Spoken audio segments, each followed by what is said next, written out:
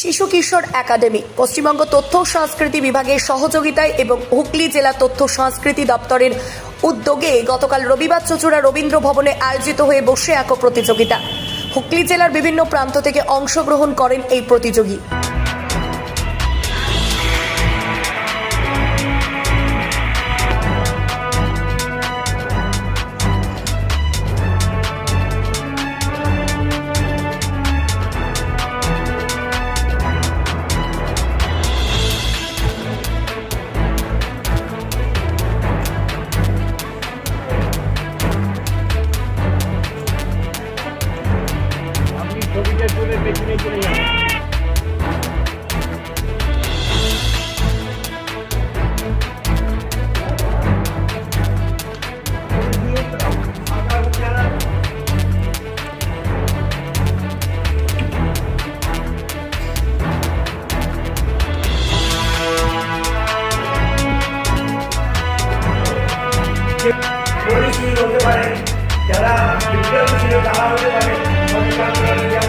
শিশু কিশোর একাডেমিক তথ্য সংস্কৃতি বিভাগ পশ্চিমবঙ্গ সরকারের উদ্যোগে এবং হুগলি জেলা তথ্য সংস্কৃতি দপ্তর ব্যবস্থাপনায় আমরা যে ছবি আঁকা প্রতিযোগিতার আয়োজন করেছি আমরা শুরু করতে চলেছি। আমাদের মধ্যে উপস্থিত আছেন বিশিষ্ট চিত্রকর শ্রী অলোক মিত্র মহাশয় এবং বরুণ রায়।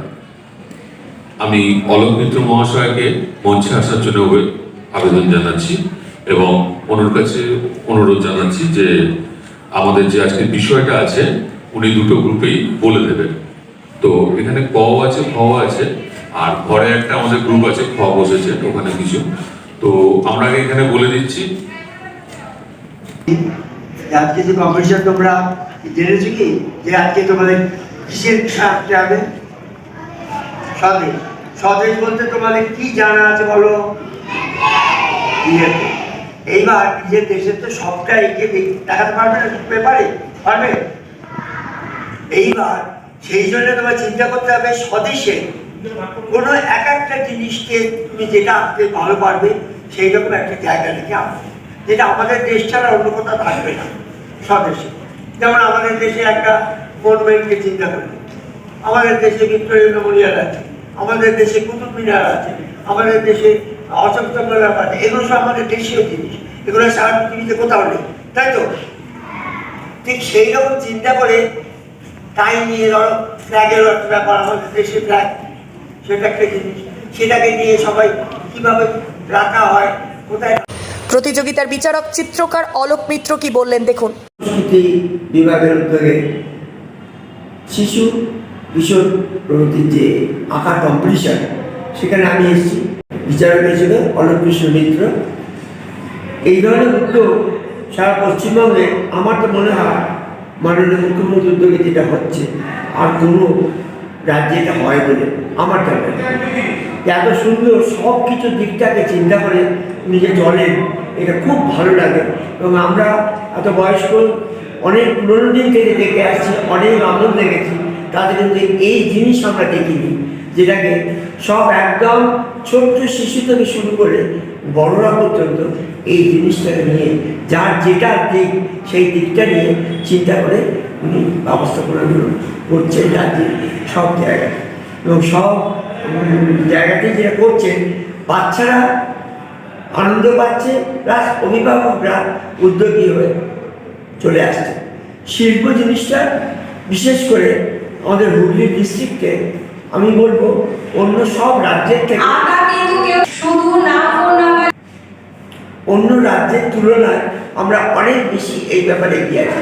আমি সারা ভারতবর্ষ ঘুরে বেড়াই, আমি সারা ভারতবর্ষের চিত্রকলা নিয়ে দেখি, এক্সিবিশন থেকে আরম্ভ করে ওই যত পরিচিত আছে সবাইকার সঙ্গে আলোচনা করি।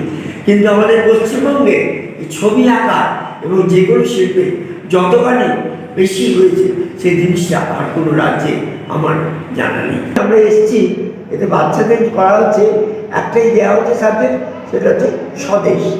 স্বদেশ বলতে গেলে তাদের মোবাইল, ইন্টারনেট এই ব্যাপারটা সত্যি কথায় যে কোনো বাচ্চাদের ক্ষেত্রে পুরোপুরি চাইল্ডিশটা গ্রহণ করে নিয়েছে তারা। তার কারণ কিছুটা বাবা মায়েরও আছে।